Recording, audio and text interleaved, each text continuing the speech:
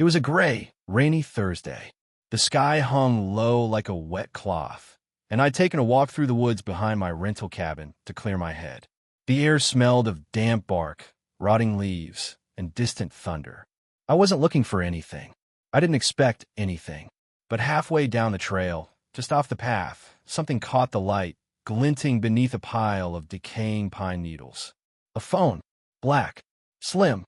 A little cracked on the screen, but somehow still powered on. No brand. No logo. Just there. At first, I thought someone had dropped it. A lost phone, maybe. But when I picked it up, there was no lock screen. No passcode. Just a pitch-black background and one single entry in the call log. 4:33 a.m. incoming. And the date? Today. I held it up and shouted, "Does this phone belong to anyone?" But there was nothing.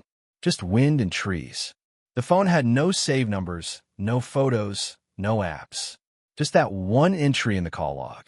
Still, I knew how it felt to lose a phone, how disorienting and helpless it could make you. I lost mine last month and went days without being able to function right. So I figured I'd hold on to it for now. Maybe the owner would call, and I could help get it back. I brought it home and left it on the kitchen counter. All day it sat there, silent, no notifications, no signs of life, other than the fact that the battery never dropped a single percent. That night, I shot awake. Couldn't move. My arms felt strapped to the mattress. My legs locked. My body was soaked in cold sweat. I could taste salt on my lips. Breathing felt like trying to suck air through a wet rag. I couldn't scream. I couldn't even blink. And then I heard it. A phone. Ringing. But not my phone. That phone. It rang in the kitchen with a sound that didn't belong in this world. Like a funeral bell being dragged through a broken speaker underwater. Suddenly, my body released all at once. I gasped, rolled out of bed, and stumbled through the dark. The phone sat on the counter exactly where I'd left it. Ringing. I laughed nervously. "It's just a ringtone," I whispered to myself, even though I didn't believe it. The screen read, "Unknown calling." No number. Just those two words. I hesitated, then answered. Static. Hissing. Like wind moving through a tunnel deep underground. And then, a voice. Cold. Raspy. Wet. "You shouldn't have picked it up, James." I blinked at the screen. James. That was my name. But I hadn't told anyone. There were no apps, no GPS, no way the phone could know who I was. I told myself it had to be a prank. Maybe some kind of preset message built into the device. I forced a laugh and shut the phone off. I tossed it in the drawer beside my bed and tried to sleep. But the next night, the same thing. Woke up at exactly 4:33 a.m., paralyzed. Same sweat. Same fear in my chest like a rusted nail being hammered through. And then came the ringtone. It rang from the drawer. Not once. Not twice. It rang for 10 straight minutes. And it didn't stop until I picked up. Same static. Same voice.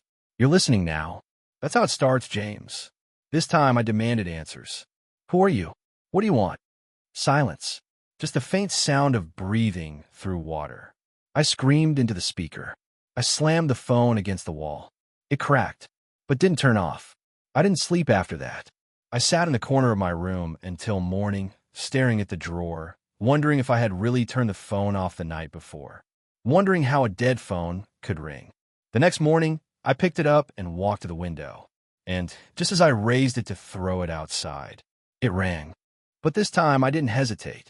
I hurled the thing through the window, as fast as your father went to buy milk, and never came back. The phone was gone. I took a deep breath, the first real one in days. Maybe that was it. Maybe it was just some messed up prank, and I'd ended it. But the next night, at exactly 4:33 a.m., my own phone, the one I've had for over a year, started ringing. I didn't think. I just reached for it and froze. Unknown calling. Same ringtone. Same warped, broken bell toll. But this time it was coming from my phone. The old one was gone. Long gone. This was different. My hands trembled as I answered. Static. Then the voice again. "Remember me?" My blood ran cold. I recognized the voice. And just as I tried to place it, it began screaming. Desperate. Terrified. "Mark, don't. Please, James, it's not funny. Please help me, Creethias." I stood there frozen. Not from fear, but recognition. That scream, that voice, that exact cry for help. It wasn't random. It was real. It was from the past. From my high school graduation night. I was hearing what I'd heard years ago, perfectly preserved. Not a recording, not some scratchy replica. It was like I was back there, in that moment, in that room, with them, and I was watching. Again, only this time, I couldn't look away.